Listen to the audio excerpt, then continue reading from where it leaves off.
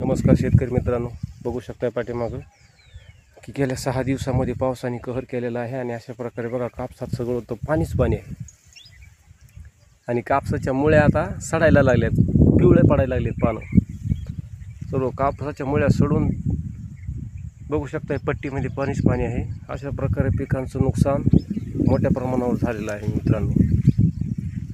आता सगळा कापूस पिवळा पडला आहे, त्याच्या मुळ्या सडून गेल्यात, कुजून गेल्यात मित्रांनो।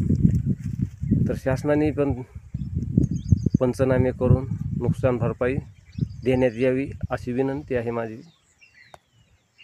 तर मित्रांनो बघू शकता पाठीमागं बघा काय अवस्था आहे, पाणीच पाणी, कापसात सर्व पाणीच पाणी झालेलं आहे मित्रांनो। आणि पीक कवरक दम धरणार आहे असंही, त्याच्यामुळे सडणारच, नुकसानच होणार आहे। आलेलं पीक त्याच्या हातात नाहीच म्हणायचं ते आता।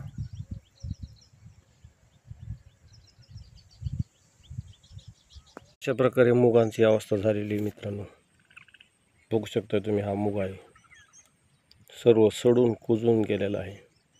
काय शेतकऱ्याच्या हातात लागले पीक आता बघा, सर्व मुगात पाणीच पाणी। अजून ती पलीकडे आपली सोयाबीन आहे, सोयाबीनकडे आपण जाऊ चला। अशा प्रकारे सोयाबीनला भरपूर शेंगा लागलेल्या आहेत मित्रांनो, परंतु निसर्गाचं असंच जर चालत राहिलं तर काय हाताला लागणार आहे शेतकऱ्याच्या मित्रांनो। कधी निसर्गाचा कहर होतो, पीक चांगलं आलं तर भाव भेटत नाही मित्रांनो। तर अशा प्रकारे मित्रांनो बघा तुम्ही, सोयाबीन तर एकदम नंबर 1 आलेली, पण निसर्गाचा प्रकोप असा चालत राहिला तर शेतकऱ्याच्या हातात पीक काय लागणार आहे मित्रांनो।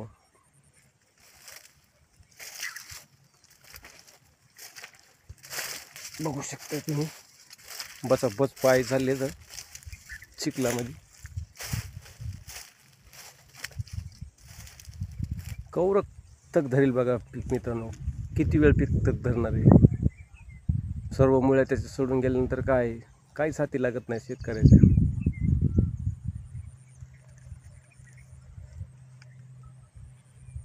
बघू शकता पाठीमागे मूग इकडे गेलेला आहे आपला आणि सोयाबीन आहे।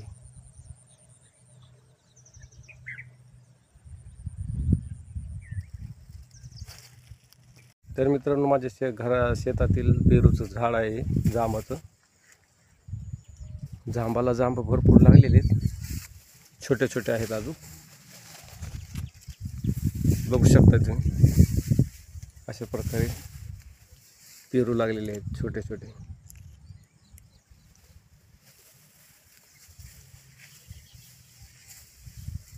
सोयाबीनच्या पट्टीमध्येच हा पेरूचं झाड आहे।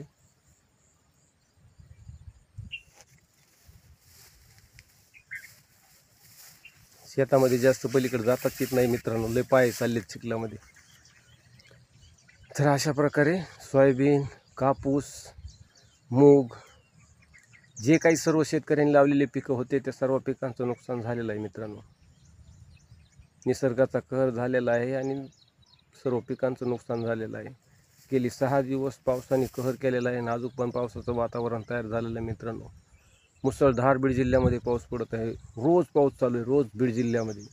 बीड जिल्ह्यातील हे मालीपारगाव माझं गाव आहे, मी मालीपारगावचा रहिवासी आहे। तर अशा प्रकारे बीड जिल्ह्यातील मालीपारगावमध्ये नुकसान झालेलं आहे। सर्व बीड बीड जिल्ह्यामध्येच नुकसान झालेलं आहे। आपण मीडियामध्ये पण आता बघत आला असाल की माजलगावचा डॅम धरण पण फुल भरलेला आहे, त्याचे 10 दरवाजे उघडण्यात आलेले आहेत आणि बीड जिल्ह्यामध्ये सर्वत्र खूप प्रमाणात पाऊस झालेला आहे गेली 6 दिवस। तर शेतकऱ्याचं अशा प्रकारे नुकसान झालेलं आहे, मी तुम्हाला दाखवलेलं आहे मित्रांनो। बघू शकता हा मूग गेलेला सगळा पाण्यामध्ये, इकडे पाठीमागं सोयाबीन आहे, सोयाबीनची पण अवस्था तशीच झालेली। पीक किती वेळ दम धरणार आहे मित्रांनो तुम्ही सांगा। जर पाऊसच सारखा पडत राहिला तर ते आलेलं जे पीक आहे ते पण शेतकऱ्याच्या पदरामध्ये पडणार नाही। अशा प्रकारे शेतकऱ्यांना आयुष्यभर ते नुकसानामध्ये जातो, कधी पण त्याला संकट येतातच, तो संकटाला सामोरं जावंच लागतं त्याला। शेतकऱ्याला असं कधी नाही की त्याला संकट आलं नाही, पेरणीच्या टायमाला इकडून तिकडून पैसे व्याज व्यवहार करून काढणार, बँकेचे घेणार, इकडे करणार, काहीतरी करणार, शेत पेरणार आणि शेतातील पिकं चांगले आले. समजा पाऊस पडतो, कधी नाही पडत, पाऊस नाही पडला तर ते पिकाची वाट लागते ना. आता पाऊस जास्त इतका झाला आहे की त्या पिकाच्या सगळ्या मुळ्या सळून कुजून जातील मित्रांनो, मग पिकाचं नुकसानच होणार आहे ना. अशा प्रकारे शेतकऱ्याला प्रत्येक वेळेस संकटाला सामोरं जावंच लागतंय. त्याच्यामुळं शेतकऱ्याला जगाचा पोशिंदा म्हणतात. तर अशा प्रकारे मित्रांनो, शासनाने पण याची दखल घ्यावी व शेतकऱ्याला नुकसान भरपाई देण्यात यावी ही माझी विनंती आहे व्हिडिओमार्फत. तुम्ही मित्रांनो हा व्हिडिओ जास्तीत जास्त शेअर करा, लाईक करा आणि मीडियामध्ये जास्तीत जास्त शेअर करून व्हिडिओ व्हायरल करून टाका. शासनाला दिसलं पाहिजे की बीड जिल्ह्यातील महालिपारगाव येथील नुकसान काय झाले. त्यांनी तलाट्यांना आदेश द्यावात की तुम्ही जाऊन पंचनामे करा शेतीचे, त्या शेतकऱ्याला भरपाई नुकसान दिली पाहिजे. असा शासनाने काहीतरी निर्णय घेतला पाहिजे, तलाट्यांना आदेश दिले पाहिजे किंवा सरसगट नुकसान भरपाई द्या. कारण की सर्व शेतकऱ्यांचं नुकसान झालेलं आहे बघा. एक पण शेतकरी असा नाही की त्याच्या पिकाचं नुकसान झालेलं नाही बघा. सर्व शेतकऱ्यांचं नुकसान झालेलं आहे मित्रांनो. त्याच्यामुळे मित्रांनो हा व्हिडिओ जास्तीत जास्त व्हायरल करून टाका. शासनापर्यंत हा व्हिडिओ गेलाच पाहिजे मित्रांनो. नक्की तुम्हीच आहात मायबाप मीडियाचे, कारण की तुमच्यामुळंच सर्व काही होऊ शकतं मित्रांनो. तर हा व्हिडिओ जास्तीत जास्त लोकांपर्यंत पोहोचा, शासनापर्यंत पोचतोच, लगेच पोहोचणार तुमच्या हातामध्ये मित्रांनो. तर तुम्ही करू शकताय.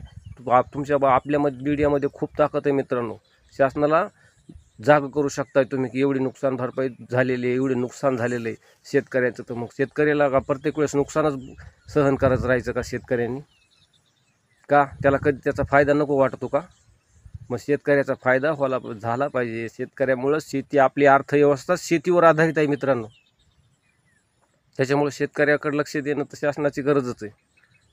त्याच्यामुळे शासनाने दखल घ्यावी व शेतकऱ्यांना त्याचं नुकसान भरपाई देण्यात यावी. आणि मित्रांनो हा जास्तीत जास्त 100% परत का म्हणतोय मी की तुम्ही जास्तीत जास्त हा व्हिडिओ व्हायरल करून टाका, की शासनापर्यंत व्हायरल झाल्यानंतरच कोणती ना कोणती गोष्ट जाते. त्याच्यामुळे तुम्ही मीडियामार्फतच शासनाकडे जाणार मित्रांनो. तुम्ही जास्तीत जास्त व्हिडिओ व्हायरल केला ना तर शासनाला बरोबर व्हिडिओ पोहोचवतो त्यांच्याबरोबर. तर मित्रांनो व्हिडिओ आवडल्यास नक्कीच लाईक करा, शेअर करा और सबस्क्राईब करा. शेतकऱ्याची तळतळीची विनंती मित्रांनो, जास्तीत जास्त व्हिडिओ व्हायरल करा. जय महाराष्ट्र, जय शेतकरी.